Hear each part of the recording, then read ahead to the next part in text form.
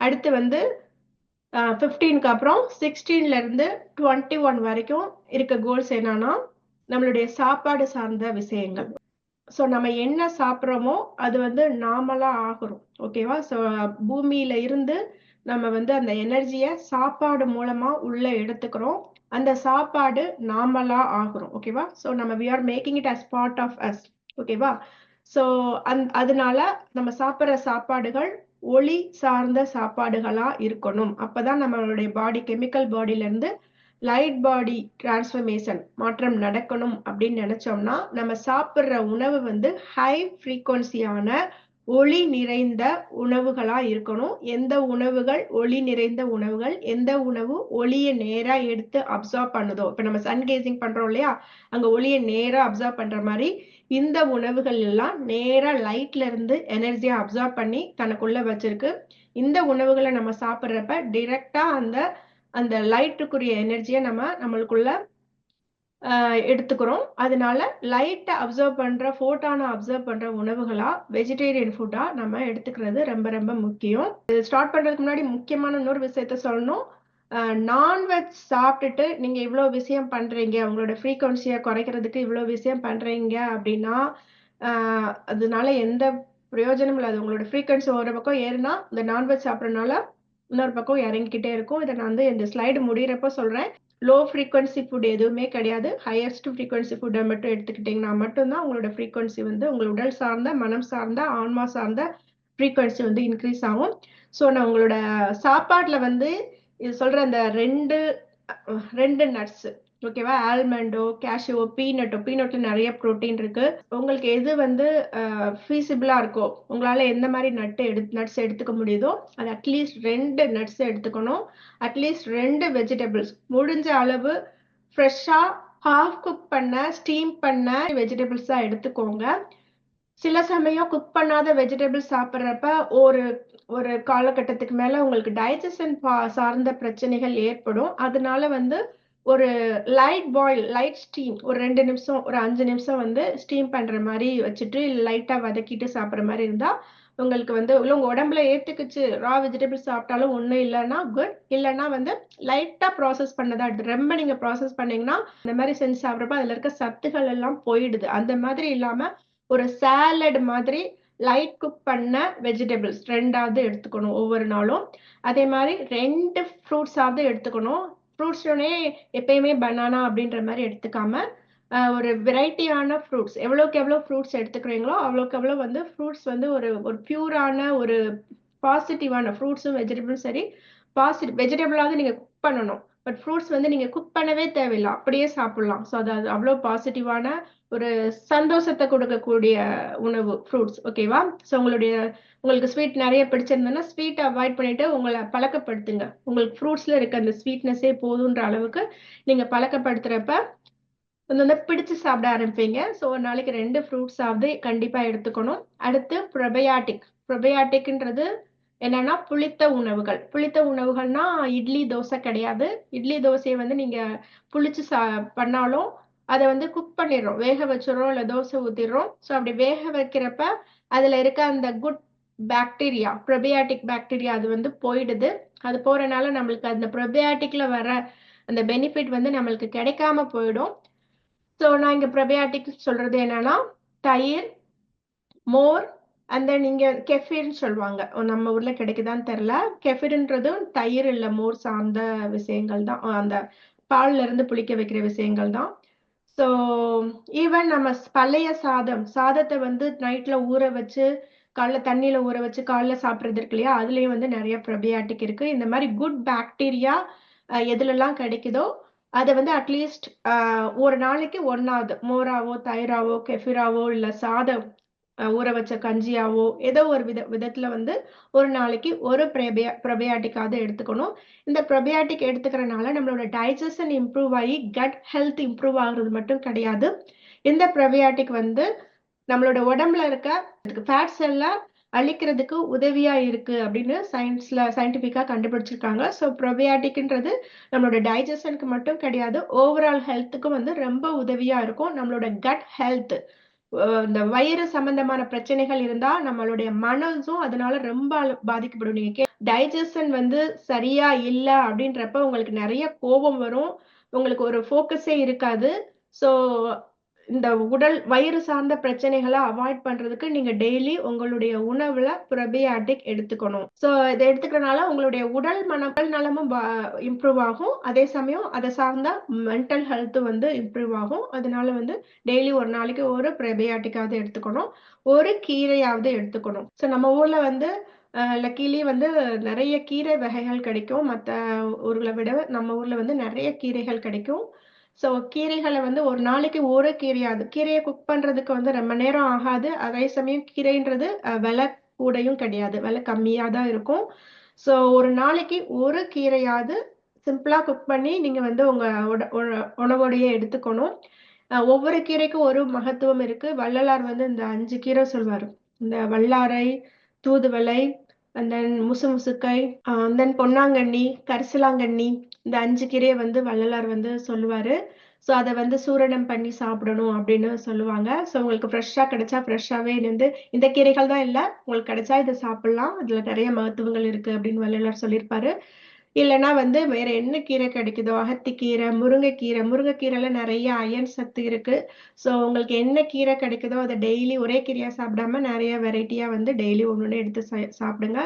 அது வந்து உங்களுக்கு ஃபோட்டான் அப்சார்ப் பண்றதுக்கும் ஹெல்ப் பண்ணும். அதுல இருக்க தாதுக்கள், மினரல்ஸ் வந்து உங்களுடைய உடம்புல நிறைய நல்ல மாற்றங்களை ஏற்படுத்துறதுக்கு உதவியா இருக்கும். ஸோ ஒரு நாளைக்கு ஒரு கீரையாவது எடுத்துக்கணும். ஒரு நாளைக்கு ஒரு புரோட்டீனாவது எடுத்துக்கணும், வெஜிடேரியன் புரோட்டீன். புரோட்டீன்னாலே வந்து நிறைய நான் வெஜிடேரியன் அதான் சொல்லுவாங்க. பட் நம்ம இங்க நான்வெஜ் எடுத்துக்க முடியாது. ஆல்ரெடி வெஜிடேரியன் புரோட்டீன் நம்ம என்ன எடுத்துக்க முடியும்னா, புரோட்டீன் வந்து நம்ம உடம்புக்கு ரொம்ப ரொம்ப ரொம்ப தேவையான விஷயம். நம்மளுடைய உடல் ஆரோக்கியத்துக்கு மட்டும் கிடையாது, மனதுக்கும் ஈவன் ஸ்பிரிச்சுவல் பெனிஃபிட்டுக்கும் வந்து இந்த புரோட்டீன் வந்து ரொம்ப ரொம்ப முக்கியமான விஷயம். அதுக்கு வந்து நீங்க இதை பத்தி பேசணும்னா இதை தனி வீடியோவாவே பேசலாம். நம்ம உடம்புல ஒரு ஏஜுக்கு அப்புறம் புரோட்டீன்றது ரொம்ப ரொம்ப முக்கியம். ஸோ ஒவ்வொரு நாளும் ஒரு அளவு புரோட்டீன் வந்து நம்ம எல்லாரும் எடுத்துக்கணும், நம்மளோட வெயிட்டுக்கு ஏத்தாப்புல. ஸோ உங்களுடைய சாப்பாட்டுல ஒவ்வொரு நாளும் ஒரு அளவு புரோட்டீன் இருக்கிற மாதிரி நீங்க கவனமா எடுத்துக்கணும். ஸோ என்ன மாதிரி வெஜிடேரியன் புரோட்டீன் ஆப்ஷன் இருக்கு, நான் என்ன மாதிரி யூஸ் பண்றேன் அப்படின்னா, நான் நீங்க பால் சாப்பிடுவீங்க அப்படின்ற பட்சத்துல எல்லாரும் பொதுவா பன்னீர் அதான் ஈஸி ஆப்ஷன் வாங்க. ஸோ நீங்க பால் சாப்பிடுறீங்கன்னா இட்ஸ் ஓகே, பன்னீர் சாப்பிடலாம். அது இல்லைன்னா டோஃபுன்றது சோயில இருந்து வர்றது. அண்ட் தென் முளைக்கட்டின பயிர்கள், கண்டிப்பா உங்க உணவுல நீங்க முளைக்கட்டின பயிர்கள்ல கண்டிப்பா சேர்த்தே ஆகணும்.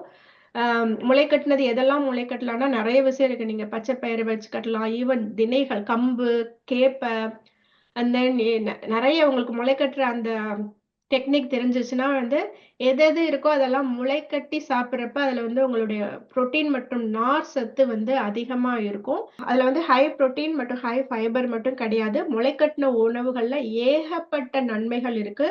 அது நீங்க வந்து அந்த முளை கட்டுறப்ப அந்த லைஃப் எனர்ஜி இருக்கு இல்லையா, அந்த லைஃப் எனர்ஜி நீங்க அப்படியே சாப்பிடுறீங்க, அப்படியே உங்களோட உடம்புல எடுத்துக்கிறீங்க.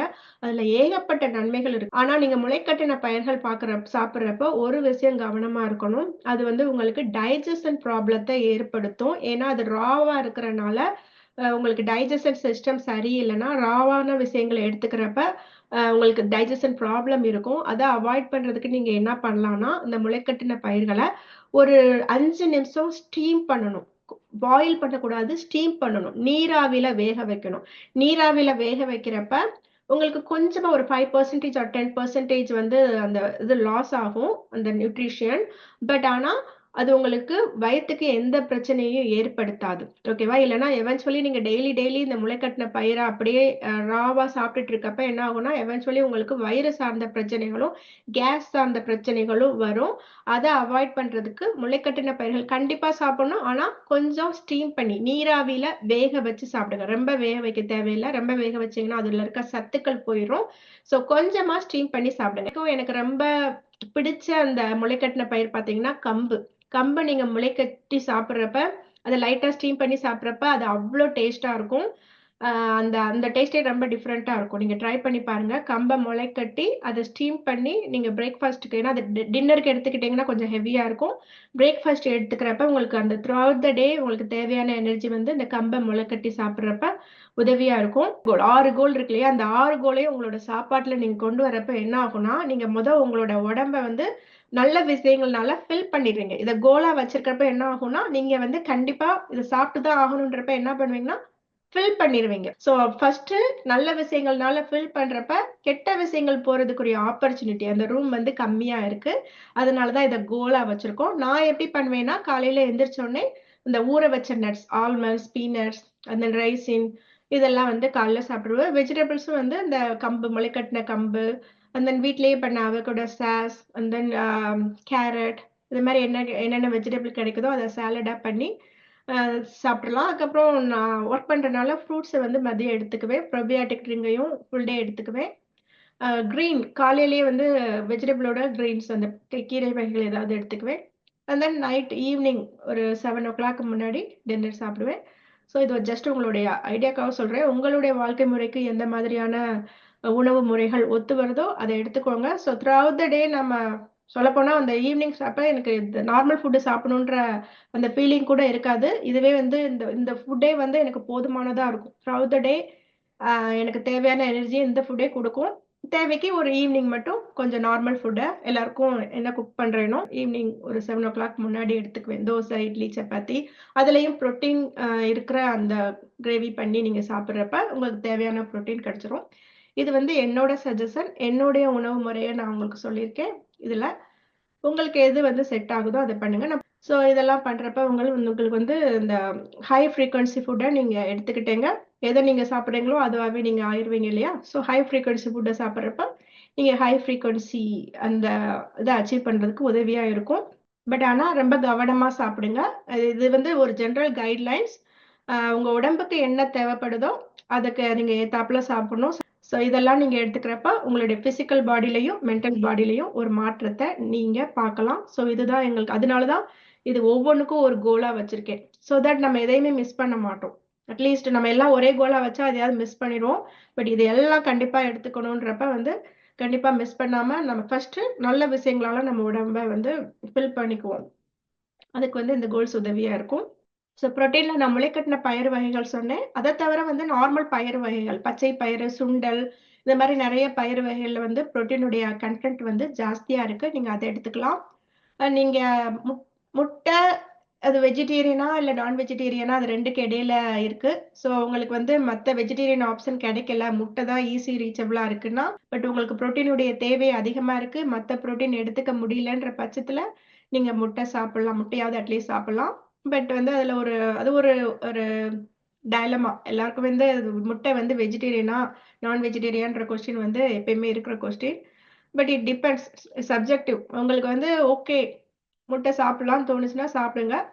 ஆ பட் இட்ஸ் இன் பிட்வீன் வெஜிடேரியனுக்கும், நான் வெஜிடேரியனுக்கும் இடையில. பட் ஆனா கடையில வாங்குற அந்த முட்டை வகைகள் இருக்கு இல்லையா? அது வந்து உங்களுக்கு என்னதான் இருந்தாலும் அது ஃபெர்டிலைஸ் அதுலருந்து சிக்கன் வராது. ஸோ அத கொன்னு சாப்பிடுறதா அர்த்தம் கிடையாது. அது மார்க்கெட்ல வந்து இந்த கமர்ஷியலுக்காகவே அது ஃபெர்டிலைஸ் ஆகாத முட்டை தான் தருவாங்க. So it's okay. என்ன பொறுத்தவரைக்கும் இட்ஸ் ஓகே. உங்களுக்கு தேவைகள் இருந்ததுன்னா சாப்பிடலாம். இட்ஸ் சப்ஜெக்டிவான ஒரு விஷயம். But anyway at the end of the day நீங்க நெறைய புரோட்டீன் எடுத்துக்கணும். அதான் வந்து டேக் அவே பாயிண்ட். ஸோ இந்த ஃபுட் எல்லாம் சாப்பிடுறது மூலமா உங்களுடைய ஃப்ரீக்வன்சி இன்கிரீஸ் ஆகும்.